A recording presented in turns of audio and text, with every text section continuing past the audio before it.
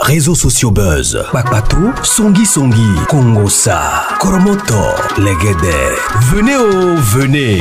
Venez vous informer en temps réel. Écoutez les critiques, les analyses avec Maman Buzz sur Réseaux sociaux buzz. Ici, pas de critiques stériles, ni tête ni queue, pas de polémique. Maman Réseau, Maman Buzz de tout le monde est là. Maman Buzz sur Réseaux sociaux buzz et Lengue Zangali Passa. Le goût qui n'a pas de concurrent. Maman Buzz, ma femme m'a quitté pour un autre homme et elle est partie dans un autre village.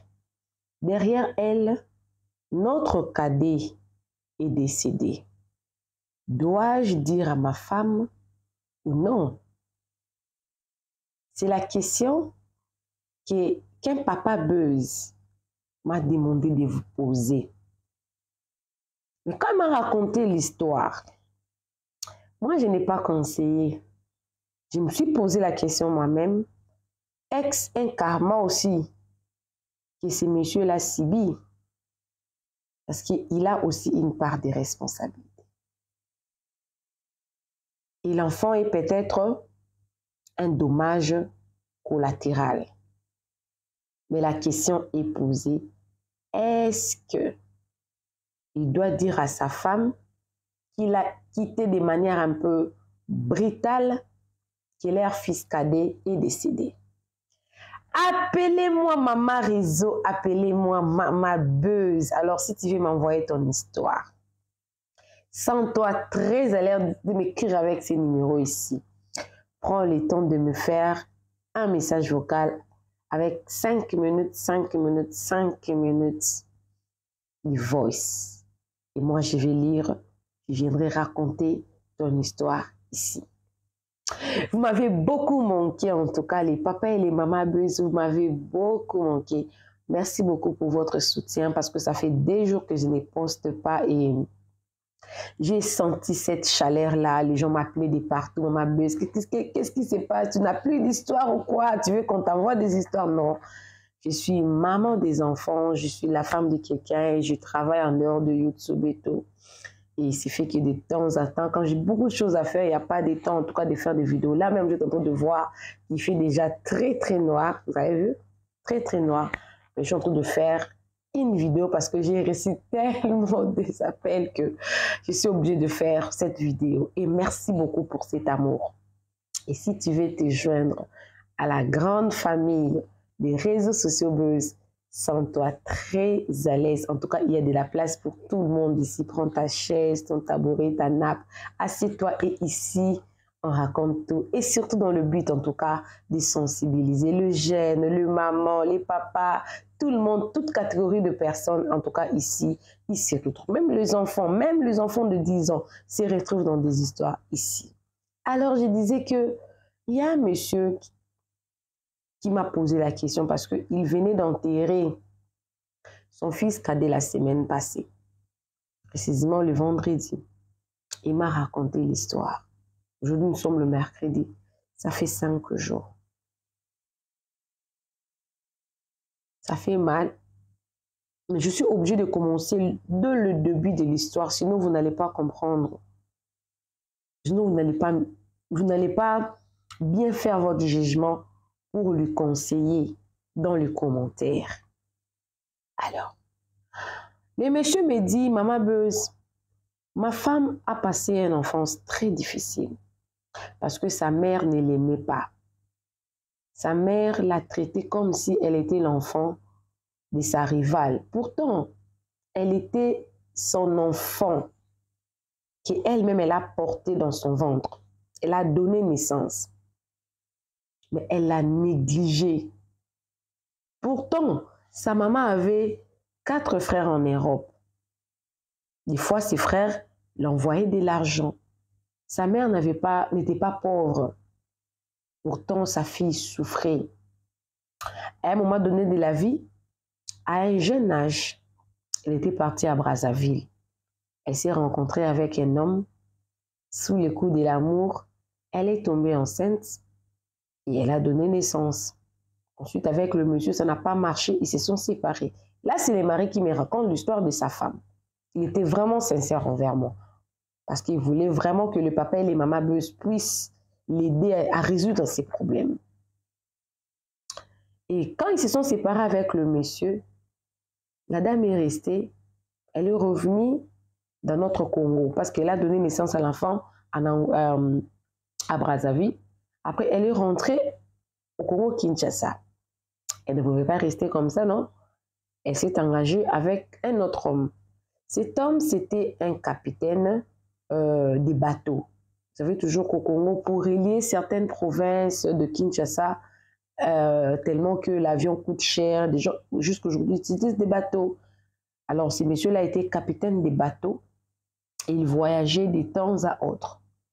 Et avec le monsieur, il n'était pas marié, mais le monsieur, avec la femme de ce monsieur ici, avait donné naissance à 2 enfants. Et c'est fait que le monsieur-là, il était capitaine. Avec un autre ami capitaine, ils étaient devenus 2 homos. Et le capitaine supérieur, c'est lui qui prenait cet homme-là par derrière. Et il n'a pas supporté. Il avait accepté la situation parce que s'il avait refusé, selon lui, il allait perdre son travail. Mais que son corps n'a pas supporté ce genre de pratiques. Après quelques temps, il est tombé malade, le cancer de l'anis et tout, et puis il est décédé. La fille est devenue maman, très jeune, de 3 enfants, 2 parents différents. Tellement que sa maman lui faisait tellement souffrir. Elle manquait même de porridge, la bouillie, voilà la bouillie. La maman ne faisait absolument rien. Elle s'est dit non. Le monsieur sur qui j'ai compté est parti. Il sortait avec moi, avec un monsieur aussi. Et le papa de mon premier enfant m'a laissé. Alors, en tout cas, je dois me prendre en charge pour s'occuper de ces 3 garçons. Et la femme s'est décidée de commencer à vendre le pain, comme si c'était sur son chemin. Elle a commencé à vendre le pain avec une de ses amies. Et en allant acheter le pain, le directeur de ces boulangeries-là est tombé amoureux d'elle. Le directeur de ces boulangeries-là, c'est le monsieur qui m'a raconté maintenant l'histoire. Voilà, c'est le monsieur qui m'a raconté l'histoire. Le directeur de ces boulangeries me dit, à l'époque, Maman Beuse, je ne peux pas te mentir, j'étais mariée avec 3 enfants. Mais mon mariage, ça a basculé, mon mariage n'était pas stable. Et quand j'ai vu cette dame, elle m'avait plu. Et j'ai parlé avec elle. Elle était sincère envers moi. Elle m'a dit qu'elle était maman de 3 enfants de 2 différents pères et qu'elle souffrait. Ses pains étaient vraiment son moyen de vivre parce que sa maman lui faisait extrêmement souffrir. C'est l'histoire qu'il m'a même racontée, qu'il a commencé à me raconter, puisqu'il y a une partie de ça qui est très importante dans l'histoire. Et que elle était maman de 3 enfants, elle vendait ses pains-là pour s'occuper de ses enfants. Et que s'il veut sortir avec elle, il doit être sérieux. Le monsieur a dit que je serai sérieux avec toi. Ils ont commencé à vivre ensemble. Le monsieur a pu quand même divorcer de sa femme. Il n'est resté qu'avec la dame. Et la dame est tombée enceinte de leur premier garçon. Ils vivaient ensemble. Quelques temps après qu'on a donné naissance à ces premiers garçons-là, il a encore retombé enceinte, 2e enfant. Le monsieur là avait 3 enfants, la dame avait 3 enfants, ça fait 6, plus les 2 qu'ils ont fait ensemble. Mais la femme de ce monsieur là était partie avec les 3 enfants. Avec les 3 enfants. Donc le monsieur s'occupait de cette femme avec ses 3 enfants et les 2 enfants qu'ils ont eu à faire ensemble. Et quand il a vu qu'ils ont eu déjà 2 enfants, le monsieur a eu honte. Il est parti maintenant officialiser la relation avec sa femme. Mais il n'avait pas aussi payé toute la liste de la dot. Il a payé une partie parce qu'il avait déjà une grande charge des enfants de cette femme-là et les enfants qu'il a eu à faire avec la femme-là. Il n'a pas pu terminer toute la dot et tout, mais il a quand même payé, il a pris la femme. Donc, il a pris la femme. Ensemble dans le mariage, ils ont eu à faire encore 2 autres enfants. Donc une fille et un garçon. Ça fait le 3 de la femme et le 4 qu'ils ont eu à faire ensemble, ça fera 7 enfants. Voilà pourquoi j'ai dit 7 enfants peut-être dans le titre. Parce que la dame, la maman, l'ex-femme de ces messieurs qui a épousé cette dame, ils étaient déjà divorcés, puis elle est partie avec les enfants. Et ils continuent à vivre ensemble. Il me dit que je peux te donner même le numéro de sa cousine. J'ai fait étudier tous ses enfants. Je n'ai négligé aucun enfant. Mais c'est fait que dans mon travail, j'avais des sérieux problèmes. Les boulangeries. À l'époque, il y avait la boulangerie locale et tout. Mais avec des boulangeries modernes, des boulangeries locales ont perdu un peu de l'ampleur. Hein, et le business a baissé un peu. Et l'entrée de l'argent n'était plus vraiment comme c'était avant. Donc la dame était aussi obligée, en tout cas, de se chercher. Et en réfléchissant quel est le commerce qu'elle voulait faire et tout, elle s'est rencontrée avec une amie, l'amie là qu'elle n'a jamais connue, dans le quartier seulement comme ça. Parce que la dame, elle vendait des petites choses dans le quartier. Par exemple, ça dépendait des périodes. Elle pouvait vendre la mangue, et puis les périodes de mangue passaient, les oranges, les bananes, ça dépendait en tout cas et tout. Quand elle s'est rencontrée avec cette dame-là, la dame là aussi partait, on appelle ça Nzela Mai, partait vendre ses habits dans des villages. Vous savez, le système troc en République démocratique du Congo, ça se passe jusqu'aujourd'hui. C'est-à-dire que tu amènes des habits friperies, tu fais des trocs. Tellement qu'il y a d'autres provinces comme le Mbandaka et Kinshasa. C'est vraiment pas reliable facilement. Vous pouvez tellement partir par bateau ou par avion. Il n'y a pas de routes avec la voiture. Donc, des fois, ils ont des difficultés pour avoir des habits et tout, mais ils ont beaucoup de nourriture, comme le poisson fumé, les animaux fumés. Ils ont beaucoup de nourriture. Et qu'est-ce que les gens de la province de Kinshasa font? Ils amènent les habits, tout ce qui est rare dans la province de Mbandaka, et puis font le troc. Donc, et leur donnent les habits, de sucre, de médicaments de première nécessité, par exemple les aspirines et tout. Et puis, ils leur donnent des poissons, de viande fumée là. Ils vont revenir pour vendre, pour acheter. Donc, ça faisait comme ça. Et c'est fait que c'était bien. Le commerce là a marché. Le premier tour, quand l'ami là est venu lui proposer, que tu sais, avec ces petits commerces, ça ne marche pas. Il faut que tu liquides toute la marchandise et que avec l'argent que tu as là et mon argent, on va mixer ensemble, on va acheter la marchandise. On va faire le troc et on revient avec la marchandise de poissons, de viande et tout. Et puis, on va vendre et puis on va maintenant se partager notre argent. C'était bien. Ça avait vraiment réussi. Et il s'est fait que la dame elle-même, comme elle faisait, vous savez, les voyages par bateau, ça peut vous prendre 2 semaines pour aller atteindre le village là. Et le temps pour vous de vendre, finir la marchandise, ça pouvait prendre 2 semaines, 3 semaines et revenir. Ce qui fait que tu peux faire 2 mois sans voir ta famille. C'est comme ça. Ceux-là qui partent vers ces chemins-là, ils savent comment ça se passe. La dame s'est engagée avec un capitaine de bateau. Pendant qu'elle était encore mariée avec le mari qui m'a raconté cette histoire, et il laissait ses 7 enfants avec les messieurs. Quand l'ami là qui l'a amené par ces chemins-là a remarqué que cette femme-là sortait avec le capitaine, elle a parlé. Maman, moi je t'ai amené sur ces chemins ici. C'est pour que tu t'en sortes, toi et ta famille, parce que le travail de ton mari, ça n'allait plus. Moi, je ne viens pas ici pour m'engager à un capitaine ou qui que ce soit. Même pas ça, je ne peux pas. Parce que vous savez, avec ces chemins ici, il y a beaucoup de choses. Tu peux attraper la maladie, tu peux beaucoup de choses. Tu peux aussi faire... Tu es marié.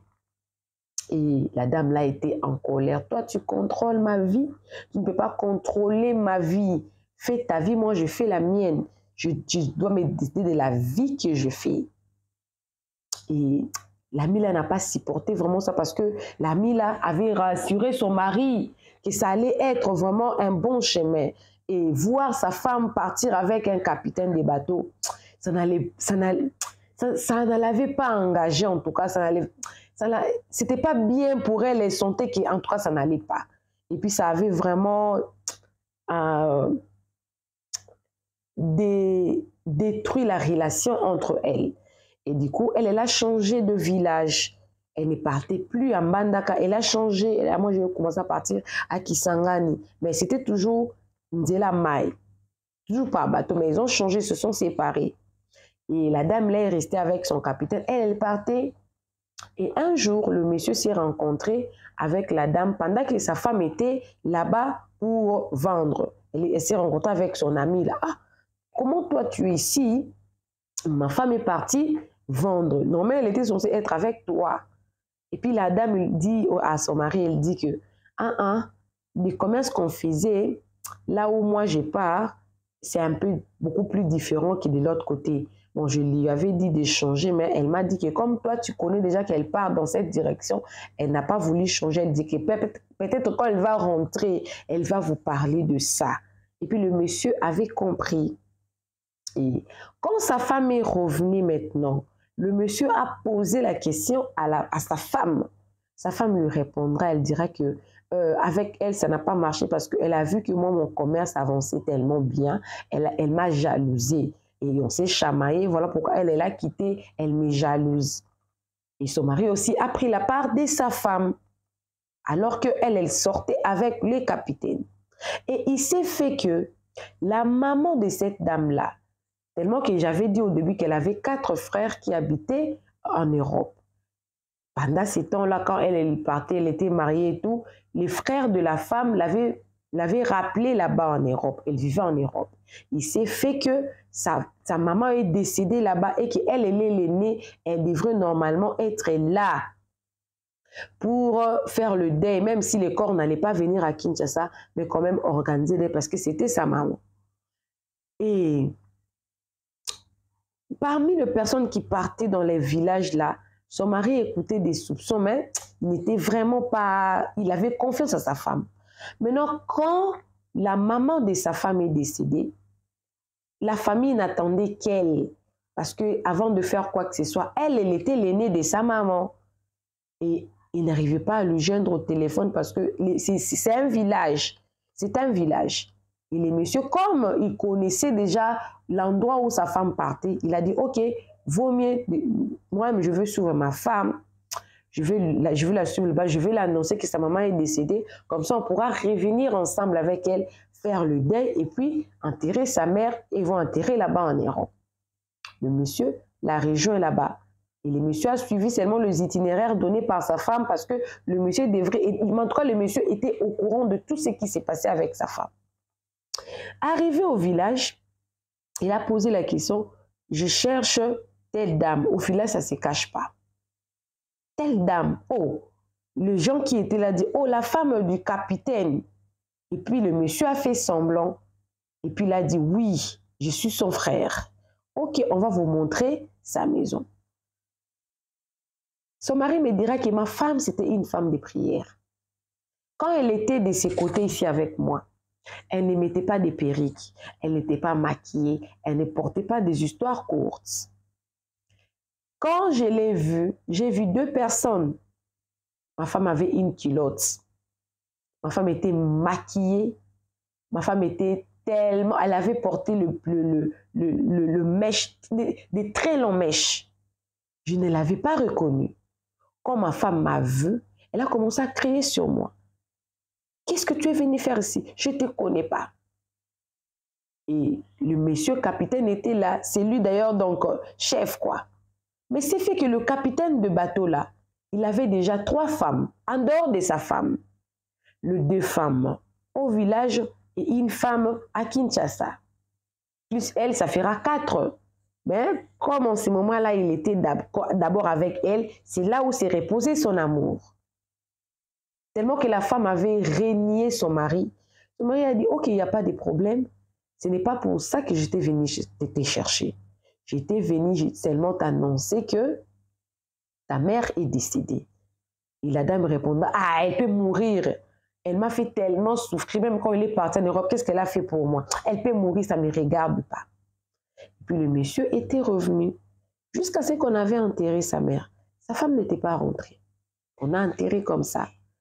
Et le monsieur a entendu que la femme puisse quand même revenir parce qu'il attendait aussi les programmes du bateau, du départ du bateau parce que le monsieur était capitaine. Et ils sont revenus à Kinshasa. Quand ils sont revenus à Kinshasa, il a fait asseoir la famille, leur expliquant exactement qu'est-ce qui s'était passé quand il était parti au village pour l'annoncer le décès de sa mère. La femme était fâchée, elle a dit que je suis d'accord qu'on se sépare. D'ailleurs, tu n'es qu'un mari, tu ne fais rien. Le monsieur avait beaucoup regretté. J'étais pris avec 3 enfants. J'ai élevé tes enfants parce que son aîné a maintenant 26 ans. Et c'est comme ça que tu me remercies. La femme a dit, je m'en fous de toi et tout. Et le monsieur avait vraiment décidé, ils se sont séparés maintenant officiellement. Le monsieur est parti à sa place, la dame est restée avec les enfants. Mais c'est fait que la dame était obligée de répartir encore. Le monsieur a demandé ses enfants, est-ce que comme la femme va souvent rester 2 mois au village là-bas, est-ce que je peux quand même récupérer les enfants? La dame a dit, il n'y a pas de problème, vous pouvez récupérer les enfants. De toute façon, j'ai aussi une vie que j'ai créée. Et la dame était rentrée au village. Et pendant qu'elle était rentrée au village, les enfants s'étaient déplacés. C'était maintenant une séparation officielle parce que quand ils n'étaient pas séparés officiellement, les enfants savaient que la maman pouvait partir. Elle pourra faire 2 mois, elle pourra revenir. C'est ici qu'elle habite. Mais pour cette fois-là, quand le monsieur a pris ses enfants, il a trouvé un logement, il a amené ses enfants là-bas. La femme aussi, elle est partie au village, là où les téléphones ne marchent pas. Souvenez-vous que le monsieur était parti pour annoncer personnellement à sa femme le décès de sa mère. Il s'est fait que quand la dame est partie, 1 mois après, son fils cadet, un jour, il n'était pas malade. Il était tellement dans la tristesse, il était tellement choqué sous la séparation de ses parents. Un jour, il a demandé à son père de lui préparer les haricots. Pendant que son père était en train de préparer les haricots, il a commencé à crier « Papa, j'ai mal à la tête et j'ai mal au ventre ». C'était passé, il m'a dit « Maman Beuse, les faits là, c'était passé automatiquement.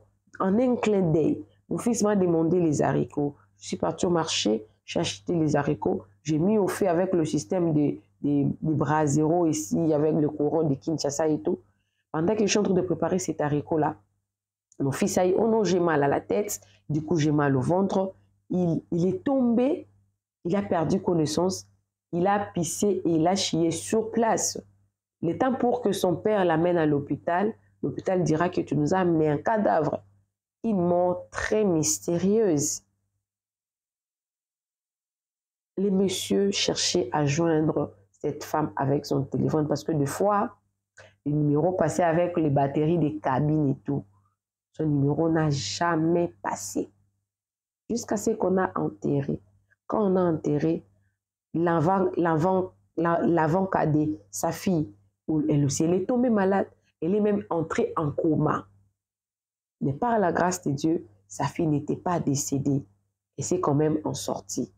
Sauf que, depuis qu'ils avaient enterré, donc depuis le décès de son dernier fils, jusqu'à ce qu'ils ont enterré, sa femme ne connaît absolument rien. Elle ne connaît pas. Et les messieurs, chaque jour, ils tentent d'appeler. Ils tentent d'appeler. Il appelle 2 fois. La famille aussi. Il appelle comment là-bas, parce que le monsieur n'est pas vraiment rancunière avec sa femme. Et ses frères aussi, les frères de la femme aussi l'appellent. Sauf que personne n'a annoncé une nouvelle. Parce que le téléphone, des fois, ça passe, des fois, ça passe pas. Et là, il pose la question au papa et aux maman Beuse. Faudra-t-il qu'elle annonce à sa femme qu'elle a perdu un enfant ou qu'elle attende à ce qu'elle revienne pour qu'elle informe? Et des deux, il ne sait pas est-ce que cette femme-là va revenir à Kinshasa ou elle va rester là-bas parce que leur divorce, bon, pas divorce, ils sont séparés. Officiellement, les familles savent que les deux là ne sont plus ensemble. Lui, il a gardé les enfants. C'est maintenant là la question Le monsieur là s'y pose au papa et au maman buzz. Doit-il dire à sa femme ou non? Alors vous, répondez-moi dans les commentaires. Qu'il dise à sa femme ou qu'il ne dise pas. Appelez-moi Maman Réseau, appelez-moi Maman Buzz. Si tu veux m'envoyer ton histoire, sens-toi très à l'aise de m'écrire avec ces numéros. Fais-moi un voice de 5 minutes, 5 minutes, 5 minutes. Explique-moi ton histoire en détail. Et moi, je vais écouter ton histoire, je vais venir raconter. S'il vous plaît, écrivez dans les commentaires. Il va vous lire. Il va vous lire. C'est là aussi qui veulent envoyer les stratégies par voice avec ces numéros. Sentez-vous très à l'aise. Moi, je vais renvoyer. Moi, je vais renvoyer. On se retrouve prochainement dans une nouvelle vidéo. Si vous êtes nouveau sur ma chaîne, sentez-vous très à l'aise. Abonnez-vous. Cliquez la cloche de notification. Merci à tous les papas et à toutes les mamans qui me soutiennent, qui m'appellent. En tout cas, merci. Je vous porte dans mon cœur, en tout cas. Porte dans mon cœur. Que Dieu vous bénisse abondamment. Bisous, bisous. Bye.